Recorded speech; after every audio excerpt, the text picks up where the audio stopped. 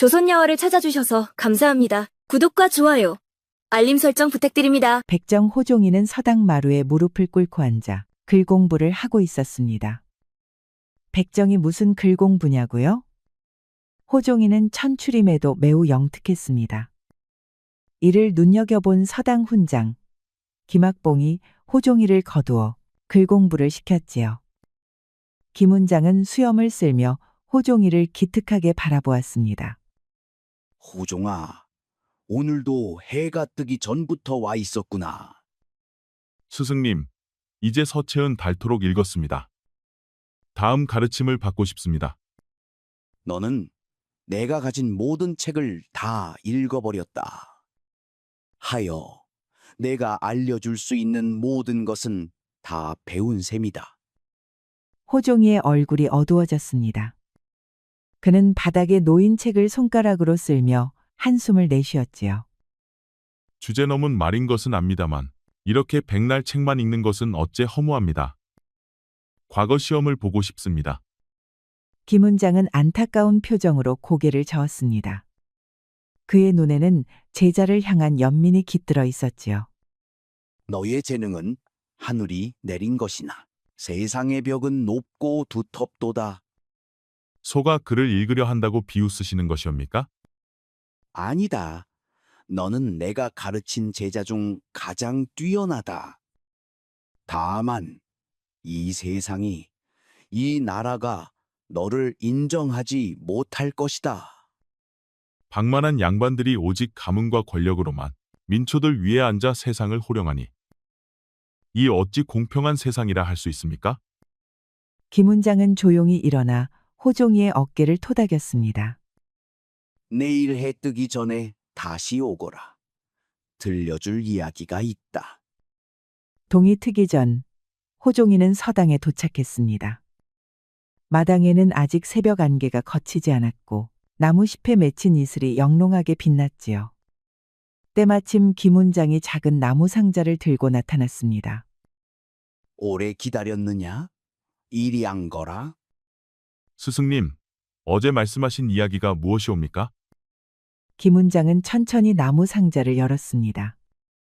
그 안에는 낡은 비단 주머니와 오래된 편지 한 장이 들어 있었지요. 내가 네 나이였을 때의 이야기를 들려주마. 나도 한때는 꿈이 있었다. 김훈장은 편지를 조심스레 펼쳤습니다. 종이는 오랜 세월에 누렇게 변색되었으나 그 위의 글씨는 여전히 선명했지요. 젊은 시절 양반가의 교수를 사랑했느니라. 스승님께서요. 내게도 젊은 혈기가 있었단다. 허나 나 또한 몰락한 양반 가문 출신 여인네는 고관의 여식이었다. 우리의 사랑은 꽃도 피우기 전에 시들어 버렸지. 호종이는 스승의 얼굴에서 지나간 세월의 아픔을 읽었습니다. 이렇듯 세상과 맞서는 것은 결코 쉬운 일이 아니다. 포기하라는 말씀이십니까? 아니다. 반대다. 나는 호종이 너를 응원한다. 고로 그 어떠한 고난이 있더라도 이겨내라는 의미로 이 이야기를 전달한다. 김훈장은 비단 주머니에서 작은 편지를 꺼내 호종에게 건넸습니다. 그리고 이건 내 족보 일부다. 호종아, 나는 너를 내 양자로 삼고 족보에 올렸다. 이 천한 신분의 굴레를 벗겨줄 수 있는, 내가 너에게 줄 수 있는 유일한 방편이다. 호종이는 놀라움과 감격이 뒤섞인 표정으로 족보를 받았습니다. 스승님, 감히 제가 그런 자격이. 자격이라니? 학문은 신분을 가리지 않는다. 너는 그 누구보다 배우려 했고 이룰 자격이 있다. 한양에 박진사라는 이가 있다. 중인 출신이지만 학식이 높고 마음이 넓은 양반이다. 이 편지와 족보를 들고 그를 찾아가거라. 한양 말씀이십니까? 그분이 정말 저를 받아주실까요? 네 재능은 이곳에 묻히기엔 너무 아깝다. 신분을 숨기고 과거에 도전하거라. 박진사라면 도와줄 것이야. 호종이의 눈에 희망의 빛이 서서히 피어올랐습니다. 그는 스승의 손을 꼭 잡았지요. 스승님의 가르침을 잊지 않겠사옵니다. 반드시 성공하여 돌아오겠습니다. 이슬을 머금은 새벽녘. 호종이는 작은 괴나리 보찜을 메었습니다. 한양으로 떠날 준비를 마치고 부모님께 마지막 인사를 드리고 있었지요. 호종이의 어머니는 아들의 옷매무새를 정리하며 눈물을 참고 있었습니다. 멀고 험한 길이니 몸조심하거라. 그리고 아무리 천출일지라도 하늘 아래 부끄럼 없이 살아야 한다. 어머니, 걱정 마십시오. 스승님께서 주신 소개장이 있으니 한양에 도착하면 박진사님을 찾겠습니다. 호종이의 아버지는 작은 주머니를 꺼내 아들에게 건넸습니다. 얼마 안 되는 여비이지만 굶주릴 때 요긴하게 쓰거라. 내 재능이 묻히지 않기를 바란다. 김훈장은 마을 어귀에서 기다리고 있었습니다. 그는 호종에게 작은 책 한 권을 건넸지요. 이것은 내가 평생 모은 시문집이다. 한양에서 외롭고 힘들 때 읽어보거라. 스승님, 은혜 잊지 않겠습니다. 반드시 성공하여 돌아오겠습니다. 김훈장은 제자의 어깨를 꼭 잡았습니다. 그의 눈에는 깊은 애정과 걱정이 서려 있었지요. 진정한 학자는 마음의 자유를 잃지 않는 법이니라. 내 출신을 부끄러워하지 말거라. 호종이는 깊이 고개를 숙여 인사했습니다. 그렇게 호종이는 한양을 향한 긴 여정을 시작했습니다. 가슴에는 불안과 기대가 교차하고 있었지요. 호종이가 한양에 도착한 지 사흘째, 스승의 소개로 박진사의 집에 머물고 있었습니다. 이날 저녁, 그는 시장에서 박진사가 부탁한 책을 사들고 돌아가는 길이었지요. 한양의 거리는 고향과는 비교할 수 없이 넓고 복잡했습니다. 박진사는 호종에게 친절했습니다. 호종에게 한양 생활의 지혜를 알려주었지요. 한양에서는 눈과 귀를 크게 열고 입은 작게 열어야 하느니라. 특히 양반들 앞에서는 더더욱 그러해야 한다. 가르침 명심하겠습니다. 과거 준비는 언제부터 시작하면 좋을까요? 조급해 말거라. 먼저 한양의 물정을 살피고 내 친구들을 소개해주마. 호종이가 시장에서 돌아가는 길, 갑자기 좁은 골목에서 여인의 비명 소리가 들렸습니다.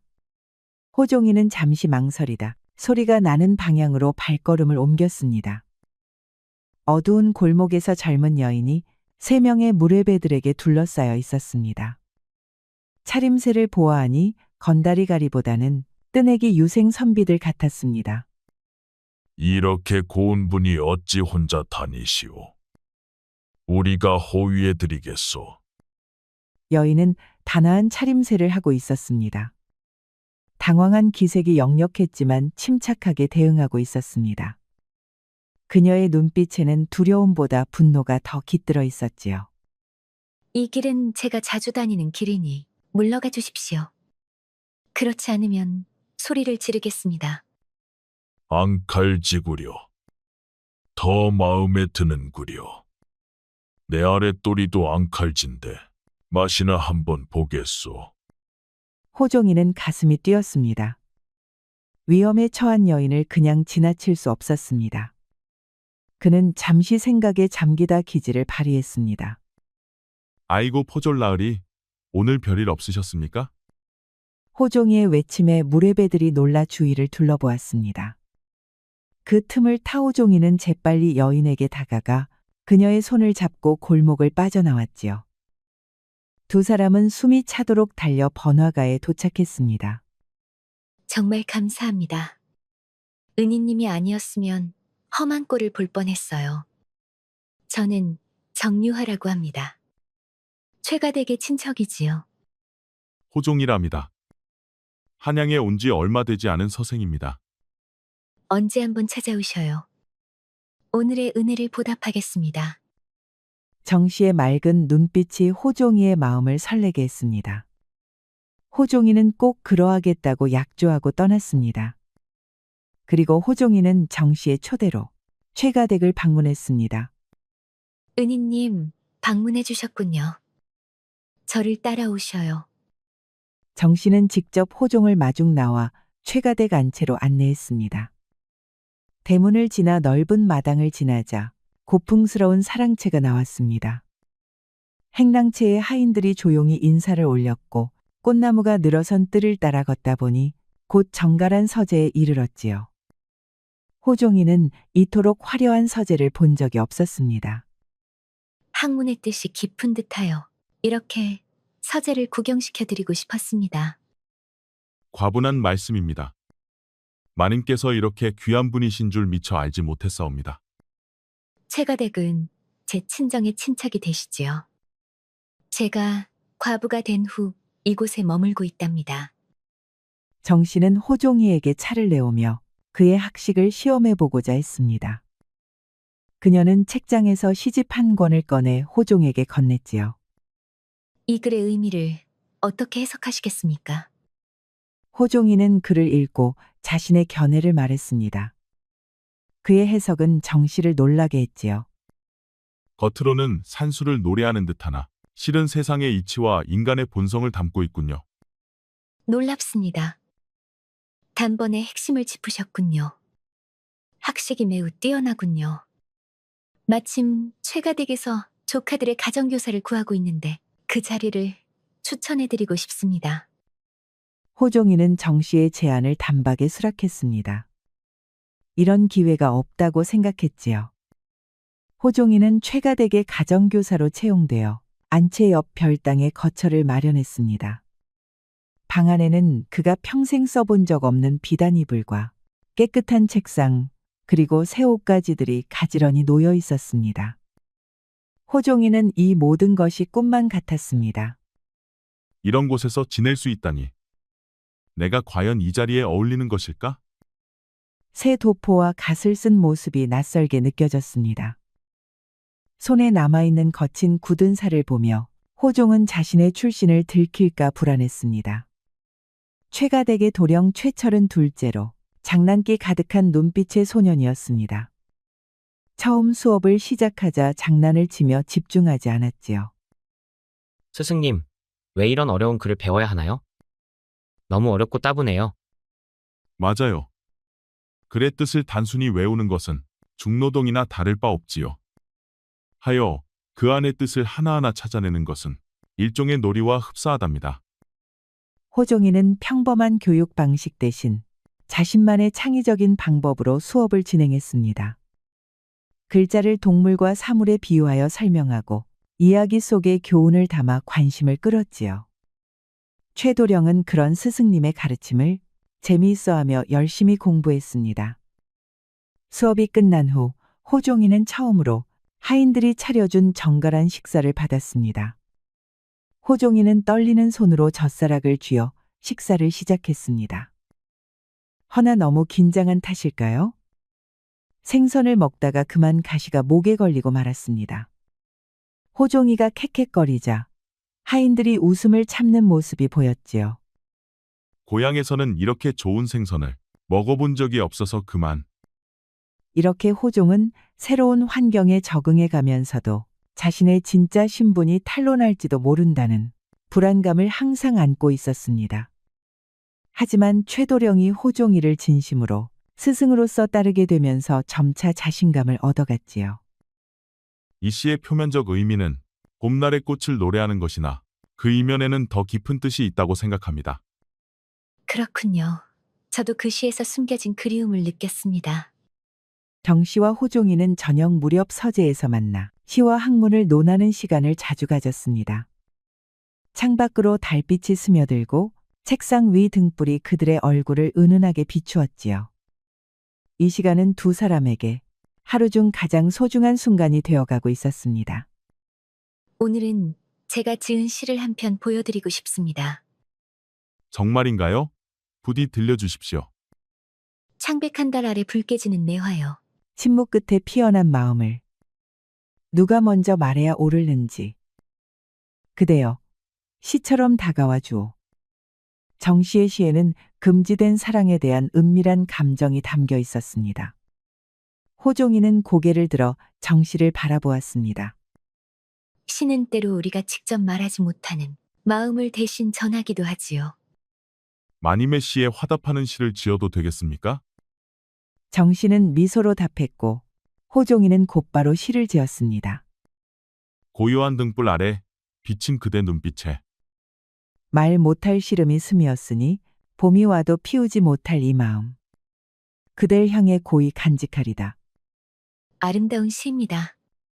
그대의 마음이 전해지는 듯하옵니다. 두 사람은 시를 통해 주고받는 마음은 점점 깊어졌습니다. 정 씨는 조용히 미소 지었습니다. 호종이는 정 씨의 눈빛에서 그 은근한 마음을 읽었지요. 이 시간이 제게는 하루 중 가장 소중한 순간입니다.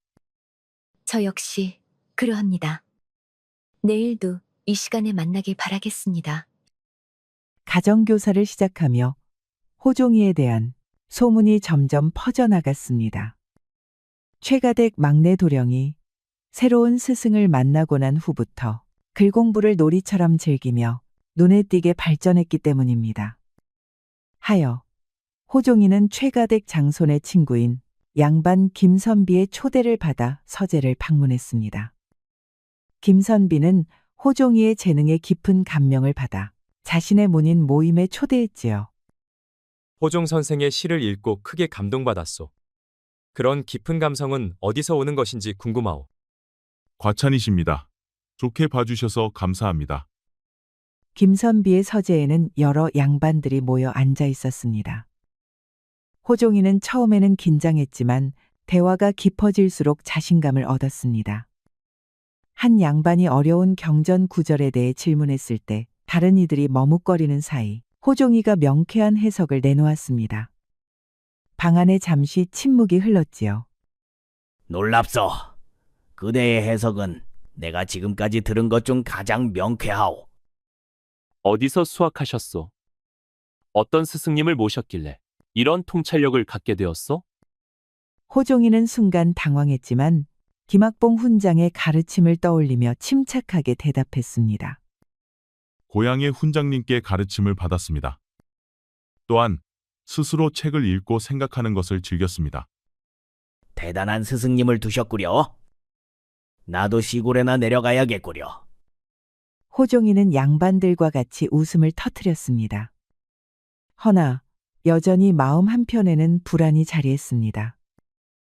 이렇게 교류가 깊어질수록 신분 발각의 위험도 커졌고 정 씨와의 관계 역시 더 복잡해질 것이 분명했지요. 한여름 밤, 호종이는 책을 덮고 시원한 바람을 쐬기 위해 사랑채 밖으로 나왔습니다. 마루 끝에 앉아 바람을 쐬던 그는 무심코 안채 쪽을 바라보았습니다. 그때였습니다. 바람에 살짝 열린 창문 틈 너머로 은은한 등불빛과 물소리가 새어나왔습니다. 소리가 나는 방향은 안채의 욕실 부근이었습니다. 호종이는 등을 돌리려 했지만 그 틈 사이로 잠시 스쳐 보인 정 씨의 모습의 걸음을 멈추고 말았지요. 목욕방 안쪽은 등불 하나로 희미하게 밝혀져 있었고 반쯤 거친 창문 너머로 정 씨의 희미한 형체가 어렴풋이 비쳤습니다. 목욕을 마친 듯 정 씨는 머리를 풀고 젖은 수건으로 어깨를 감싸고 있었고 그녀의 모습은 분명히 노출되지 않았으나 흩어진 머릿결과 매무새 사이로 풍기는 분위기는 호종의 마음을 뒤흔들기에 충분했지요. 이것은 옳지 않다. 호종이는 자신의 행동에 부끄러움을 느끼고 급히 돌아섰습니다. 호종이는 방으로 돌아와 뜨거운 얼굴을 손으로 감쌌습니다. 마음은 혼란스러웠고 정 씨의 모습이 자꾸만 떠올랐지요.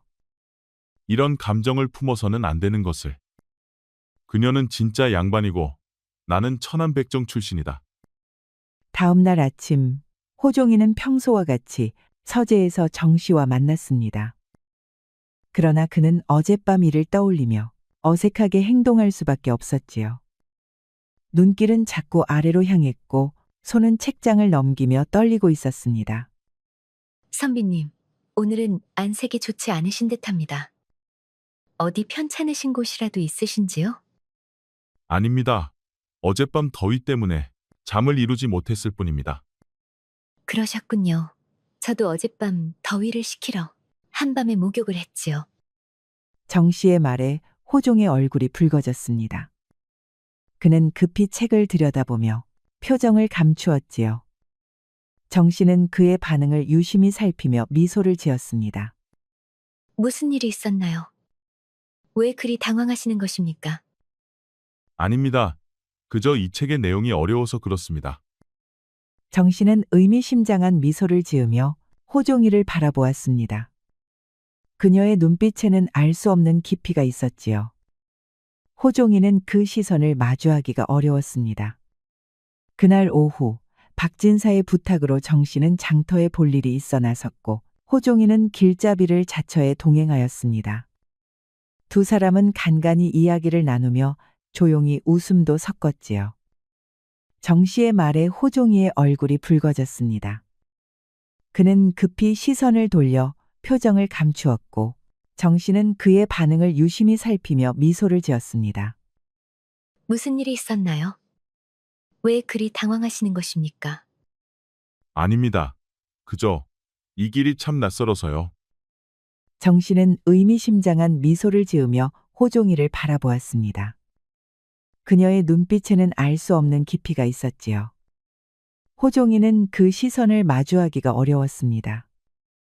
돌아오는 길, 막던 하늘이 급속히 어두워지더니 갑작스러운 폭우가 두 사람을 덮쳤습니다. 하인들과 따로 떨어진 길목에서 그들은 가까운 집 하나라도 찾기 위해 서둘렀습니다. 저기, 저 언덕 아래 폐가가 보입니다. 마님, 발 조심하십시오. 이쪽으로 가시지요. 폐가는 오래되었지만 지붕은 멀쩡했습니다. 안으로 들어서자 곰팡내가 희미하게 났고 벽에 세워진 장작더미와 먼지 쌓인 찬장이 남아 있었습니다. 호종이는 마른 장작을 골라 불을 피웠습니다. 두 사람은 각자 한쪽 벽을 등에 기대 앉았습니다.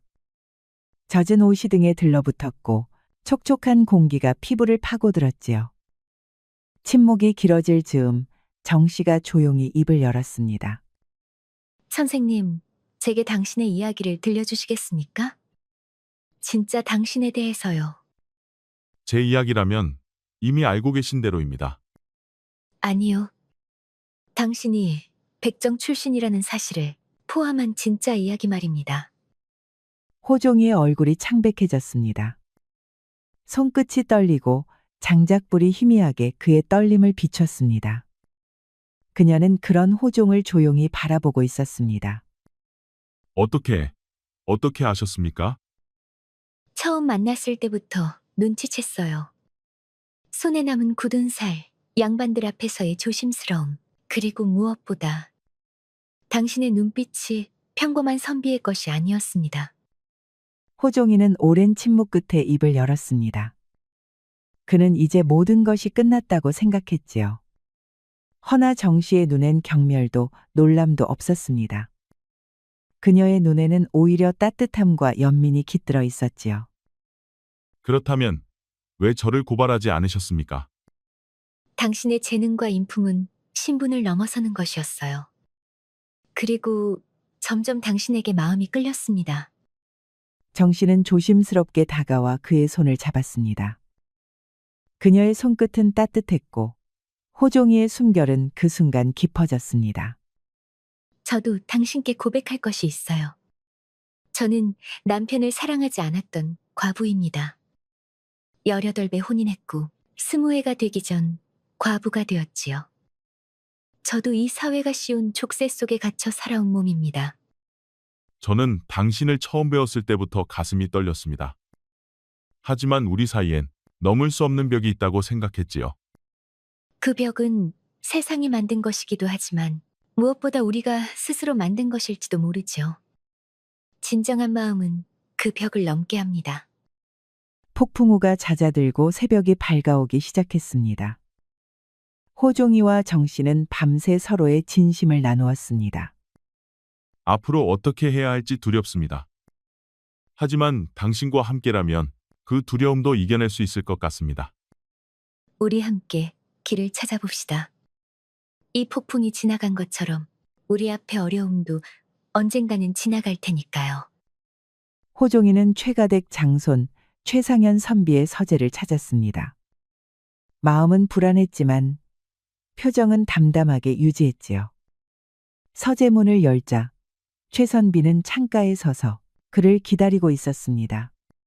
들어오게, 호종 선생. 자네와 중요한 이야기를 나눌 것이 있네. 부르셨습니까? 무슨 일로 저를 찾으셨는지요? 최선비는 천천히 호종에게 다가와 그를 위아래로 훑어보았습니다. 그의 입가에는 미묘한 미소가 맴돌았지요.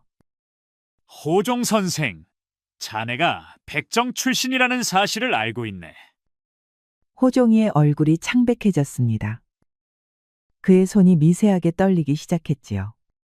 최선비는 그의 반응을 즐기듯 천천히 주변을 거닐었습니다. 놀라지 말게. 내가 자네를 당장 고발할 생각은 없어. 오히려 제안이 있네. 어떤 제안이십니까? 다음 달에 있을 과거 시험에 나를 대신해 응시해주게. 자네의 실력이라면 충분히 합격할 테니. 호종이는 충격을 감추지 못했습니다. 과거 시험 대리 응시는 엄중한 처벌을 받는 중대한 범죄였지요. 내가 합격하면 자네에게 큰 보상을 하지. 그리고 자네의 비밀도 지켜주겠네. 물론 정 씨와의 관계도 눈 감아주고. 정 씨와의 관계라니 무슨 말씀을? 모든 것을 알고 있네. 천한 백정놈이 양반가의 과부와 눈이 맞았다? 이 얼마나 가소로운 일인가. 최선비의 말에 호종의 눈빛이 변했습니다. 분노와 두려움이 교차했지요. 주먹을 꽉 쥐었지만 아직 자제력을 잃지 않았습니다. 만약 제가 거절한다면 어찌하시겠습니까? 그렇다면 모든 것을 폭로하지. 자네는 백정 신분을 속인 죄로 처벌받을 것이고 정 씨는 가문의 수치로 낙인 찍혀 평생 고통 속에 살게 될 걸세. 호종이는 깊은 고뇌에 빠졌습니다.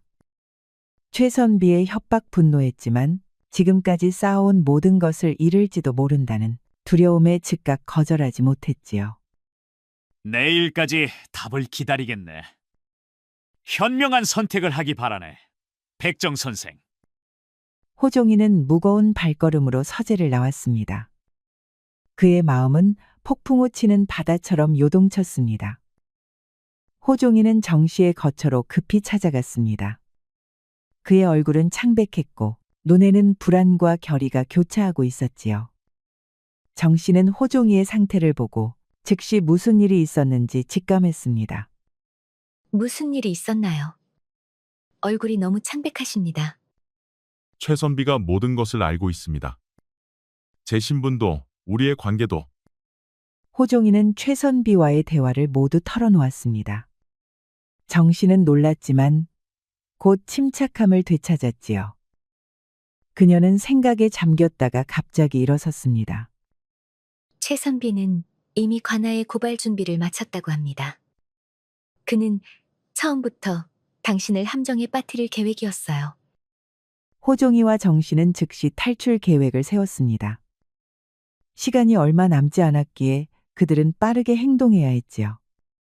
제가 최선비를 만나 시험 대리 응시를 수락하는 척하겠습니다. 저는 최선비의 서재에 숨어들어 비리 증거를 찾겠어요. 최선비가 관직 매매와 세금 횡령을 했다는 소문이 있었거든요. 호종이는 잠시 망설였지만 정 씨의 단호한 눈빛에 동의했습니다. 그들은 서로를 꼭 안았습니다. 이것이 마지막 포옹이 될지도 모른다는 두려움이 있었지요. 그날 밤 계획이 실행되었습니다. 호종이는 최선비를 만나러 갔고 정 씨는 하녀의 도움을 받아 최선비의 방으로 몰래 들어갔지요. 그녀는 서랍 깊숙한 곳에서 관직 매매와 세금 횡령 관련 비리 중자를 찾아냈습니다.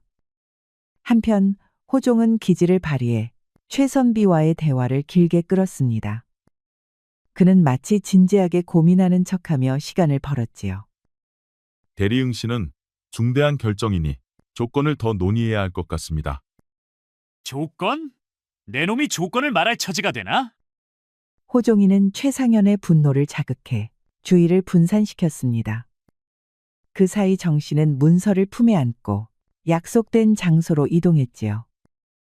호종이도 적절한 때를 노려 최선비를 따돌리고 정 씨와 합류했습니다.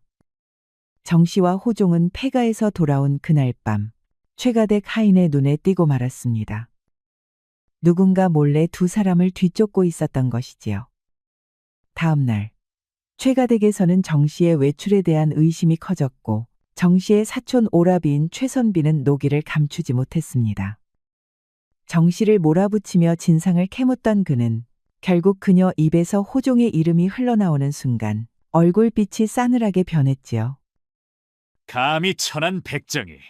그날 밤 박진사는 긴급히 소식을 전해 듣고 호종이와 정 씨를 몰래 숲으로 불러냈습니다. 달도 구름에 가려 숲은 짙은 어둠에 잠겨 있었습니다. 그곳에서 두 사람은 조용히 도착한 마차를 타고 황급히 한양 외곽으로 몸을 피했지요. 한양 외곽에 절로 가거라. 그곳에서 다음 지시를 기다리도록. 하지만 분노한 최선비는 호종이의 백정 신분을 공개적으로 폭로하고 관아에 신고했습니다. 이제 호종이는 죄인이 되어 한양 전체에서 수배되는 신세가 되었지요. 정 씨, 이제 돌이킬 수 없는 길을 걷게 되었습니다. 아직 늦지 않았으니 돌아가십시오. 아니요. 우리는 함께입니다. 이 증거로 최상현을 몰아낼 수 있어요. 희망을 잃지 마세요. 호종이와 정 씨는 한양 외곽에 작은 절에 몸을 숨긴 지 나흘째였습니다. 절의 스님은 박진사의 지인으로 두 사람을 묵묵히 돌봐주었지요. 이른 아침 호종이는 절마당에서 깊은 생각에 잠겨 있었습니다. 정 씨는 호종에게 다가와 그의 어깨에 손을 얹었습니다. 그녀의 얼굴은 피로했지만 눈빛만은 여전히 단호했지요. 무슨 생각을 그리 깊이 하고 계신 것입니까? 우리가 앞으로 어떻게 해야 할지 고민하고 있었소. 이대로 멀리 떠나야 할까요? 제가 몰래 모아둔 재산이 있어요. 그것으로 멀리 떠나 새 삶을 시작할 수 있을 거예요. 그때 절문을 두드리는 소리가 들렸습니다. 호종이와 정 씨는 긴장했지만 스님이 데려온 사람은 뜻밖에도 호종이의 스승 김학봉이었지요. 노훈장의 얼굴은 여행의 피로로 지쳐 있었습니다. 호종아, 드디어 찾았구나. 네 소식을 듣고 급히 한양으로 왔다. 스승님, 어찌 저를 찾으셨습니까? 박진사의 전가를 받았다. 그리고 너에게 전할 중요한 소식이 있어 왔느니라. 김학봉은 주머니에서 편지 한 장을 꺼내 호종에게 건넸습니다. 그것은 고위 관리 박판서가 보낸 것이었지요. 박판서는 내 오랜 벗이다. 그는 네 재능과 상황에 관심을 보이며 만나고 싶어 한다. 또한 최상현의 비리 문서를 조정에 전달하는 데 도움을 줄 수 있을 것이다. 며칠 뒤 호종이와 정 씨는 박판서의 관저로 조심스레 발걸음을 옮겼습니다. 박판서는 백발이 성성한 품이 있는 인물로 두 사람을 따뜻한 미소로 맞이하였지요. 자네 이야기는 김학봉 선생께 들었네. 비록 출신은 천하나 그 학문과 기계는 결코 뒤지지 않더군. 조정은 지금 썩었고 그 상현이라는 자의 악행은 반드시 밝혀야 하네. 박판서는 은밀히 최상현의 비리가 적힌 문서들을 받아 조정 내 뜻 있는 관원들과 협의하여 탄핵 상소를 올렸고 결국 최상현은 면직되어 그 권세는 뿌리째 뽑히고 말았습니다. 박판서는 이에 그치지 않고 호종의 재능을 조정에 알리며 그가 과거를 칠 수 있도록 신분을 감추고 도와주었지요. 그해 봄, 호종이는 박판서의 도움으로 과거 시험장에 입성하였습니다. 밤낮을 가리지 않고 갈고 닦은 학문과 문장이 빛을 발했고 마침내 장원급제라는 이름으로 전국에 그의 명성이 울려 퍼졌지요. 백정의 아들이 아닌 진정한 선비로서의 첫걸음이었습니다.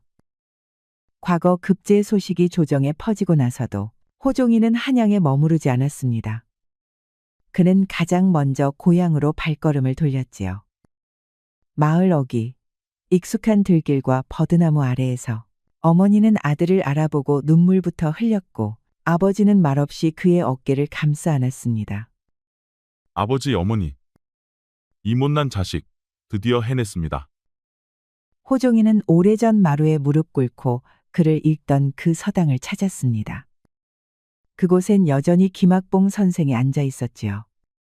희끗해진 수염 아래 미소를 머금은 채 호종을 바라보았습니다. 드디어 너도 나를 뛰어넘는 제자가 되었구나.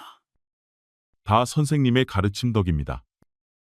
이 은혜 평생 잊지 않겠습니다. 김학봉은 고개를 가만히 끄덕이고는 한참 동안 말없이 하늘을 올려다보았지요. 그의 가을, 호종이는 정씨를 정식으로 아내로 맞이하였습니다. 혼례는 소박했으나 따스했고 양가의 인연을 맺는 이들 사이에 웃음이 떠나지 않았습니다. 늦지 않게 와주셔서 고맙습니다. 그대가 기다려 주었으니 가능한 일이었지요. 그 말에 정씨는 미소로 답했고 호종은 살며시 그녀의 손을 잡았습니다. 수년이 흐른 뒤 호종이와 정씨는 해마다 봄이면 고향 들녘에 나가 어머니의 손을 잡고 꽃을 보며 거닐었고 가을이면 정씨와 함께 책상머리에 앉아 과거의 시간을 조용히 되새기곤 했습니다. 그렇게 소란하지 않되 충만한 삶을 살아갔습니다. 이번 이야기에선 글쓰기의 중요성을 알 수 있었습니다. 현대 사회에서도 메모하는 습관을 가져보는 건 어떨까요? 우리 이야기가 여러분들에게 조금이나마 재미를 선사할 수 있기를 바랍니다. 다른 재미있는 영상도 많으니 즐겁게 봐주세요. 그럼 여러분 모두 행복하고 즐거운 시간 되세요. 우리 이야기가 여러분들에게 조금이나마 재미를 선사할 수 있기를 바랍니다. 다른 재미있는 영상도 많으니 즐겁게 봐주세요. 그럼 여러분 모두 행복하고 즐거운 시간 되세요.